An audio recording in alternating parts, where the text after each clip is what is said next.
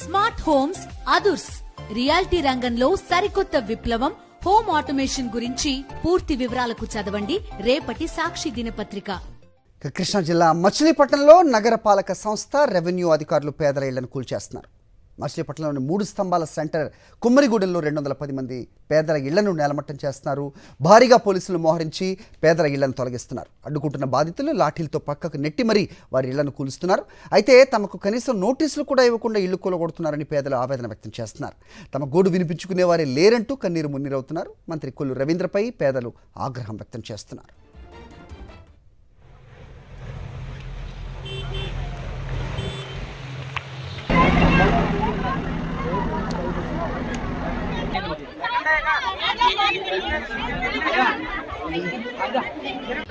ఇప్పుడే మొదలైంది ఈ కూడా ఉండకూడదని.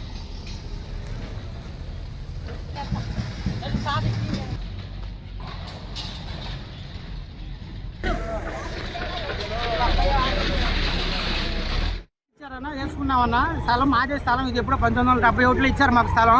ఆ స్థలంలో వేసుకున్నాం ఇల్లు. ఎవరు మాట్లాడిన వాళ్ళు లేదు అసలు. మాకు 2 రోజుల ముందు టైం ఇవ్వాలి కదా, ఆ టైం ఇచ్చింది లేదు, అసలు పెట్టింది లేదు. అసలు ఒక్క పూట కాడేమో ఒక్క అరగంట కాడేమో అని చెబుతున్నారు. కమిషనర్కి వచ్చిన కమిషనర్ గారు కలెక్టర్ గారు పంపించారు, మాదేమి లేదని చెబుతున్నాడు. అసలు మొత్తం పడేసేస్తున్నారు. అసలు ఏమీ పనికి రాకుండా మరి దాదాపు 5 కోట్లు ఖర్చు పెట్టుకో. కొల్లు రవీంద్రకి తెలుసు, నేను అసలు ఫోన్ ఎత్తుతం లేదు, ఆయనే పంపించింది. కొల్లు రవీంద్రనే పంపించింది, కేవలం కొల్లు రవీంద్రని పంపించింది. ఇది ఆమెగా రాత్రి అమెరికా వెళ్ళిపోయాడంట. ఆయనకి ఇల్లు ఉన్నాయి, ఆయనకి అన్నీ ఉన్నాయి. వాళ్ళ ఇల్లు పడేస్తే అలాగే ఉంటారా? వాళ్ళ ఇల్లు పడేస్తే అలాగే నిమ్మకి నీరేసేట్టు ఉంటారండి.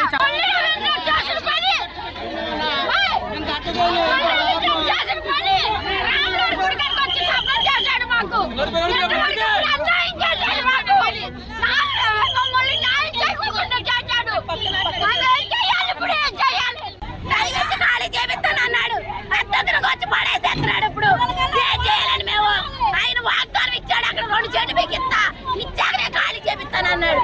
అప్పుడు వాళ్ళు చెప్పాడు పద్ధతిగా ఖాళీ చేపించేస్తున్నాడు. ఏం చేయాలి ఇప్పుడు? మేము ఎటు పడాలి?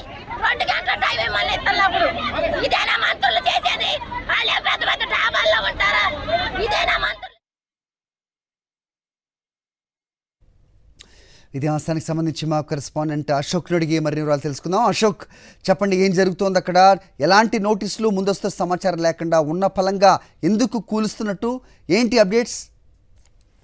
హరి, ప్రభుత్వం కక్ష సాధింపు చర్యలపై మచిలీపట్నం 3 స్తంభాల సెంటర్ కుమ్మరగూడెం ఉంటున్న ప్రజలు తీవ్ర ఆగ్రహం వ్యక్తం చేస్తున్న పరిస్థితి కనబడుతుంది. 1971లో అక్కడ ఏదైతే కుమ్మరులు ఉంటారో వారందరికీ కూడా అక్కడ అప్పట్లో వారి జీవనోపాధి కోసం స్థలం కేటాయించిన పరిస్థితి. ఆ తర్వాత వారికి ఎక్కడ నివాసానికి ప్లేస్ లేకపోవడంతో గత ప్రభుత్వంలో తమకు ఒక ఇళ్లు ఏర్పాటు చేసుకునే అవకాశం కల్పించాలని అడిగారు. నేపథ్యంలోనూ మాజీ మంత్రి పేరు నాని సహకారంతో వారంతా కూడా అక్కడ ఇళ్ల పట్టాలు పొందారు. అలాగే ప్రభుత్వం నుంచి అంటే మున్సిపల్ అధికారుల నుంచి పూర్తి స్థాయిలో అనుమతులు వచ్చాయి. అదే సమయంలో వాళ్ళకి ఒక మీటరు, కరెంటు మీటర్ అన్ని ఏర్పాటు చేశారు. అయితే ఈ ప్రస్తుతం ప్రభుత్వం మారడంతో కొల్లు రవీంద్ర కక్ష సాధింపు చర్యలకే పాల్పడ్డాడని చెప్పుకోవచ్చు. కనీసం వారికి ఇళ్లలో ఉన్న సామాన్ తీసుకోవడానికి కూడా అవకాశం కాకుండా, ఖాళీ చేసే అవకాశం కనీసం చేయమని కూడా ఒక నోటీస్ కూడా ఇవ్వకుండా రెవెన్యూ కావచ్చు, అలాగే మున్సిపల్ అధికారులు మొత్తం ఒక్కసారిగా వచ్చి ఆ ఇళ్లన్నింటిని 210 కుటుంబాలు అక్కడ నివసిస్తున్నాయి. వారి ఇళ్లను తొలగించే ప్రక్రియ అయితే చేశారు. కలెక్టర్ ఉన్నారు, మున్సిపల్ కమిషనర్ ఉన్నారు అక్కడ. కానీ స్థానికులకు కనీసం ఆ ఇళ్లలో ఉంటున్న వారికి చిన్నపాటి భరోసా ఇవ్వలేదు, వారికి సమాచారం కూడా ఇవ్వలేదు. దీని మీద వారంతా కూడా మండిపడుతున్నారు. కొల్లు రవీంద్ర కావాలనే కక్షపూరితంగా తమ ఇళ్లను ఈ తరహాలో ఖాళీ చేయించి మొత్తం వాటిని ధ్వంసం చేయించేశారని వారు తీవ్ర ఆవేదన అలాగే ఆగ్రహం వ్యక్తం చేస్తున్న పరిస్థితి కనబడుతుంది. ఇదంతా కేవలం కక్ష సాధింపు చర్య అని వారు కూడా చెప్తున్న పరిస్థితి కనబడుతుంది. పేదలకు ఇళ్లు లేకపోవడంతో వాళ్ళని అక్కడ ఇళ్లు ఏర్పాటు చేసుకోవడానికి అవకాశం కల్పించిన నేపథ్యంలో ఆ స్థలం మీద మంత్రి కనబడింది. ఖచ్చితంగా అది ఖాళీ చేయించాలని చెప్పి ఈ తరహాలో చేశారని వారంతా కూడా ఆగ్రహం వ్యక్తం చేస్తున్న పరిస్థితి కనబడుతుంది. హరి, ఓకే అశోక్.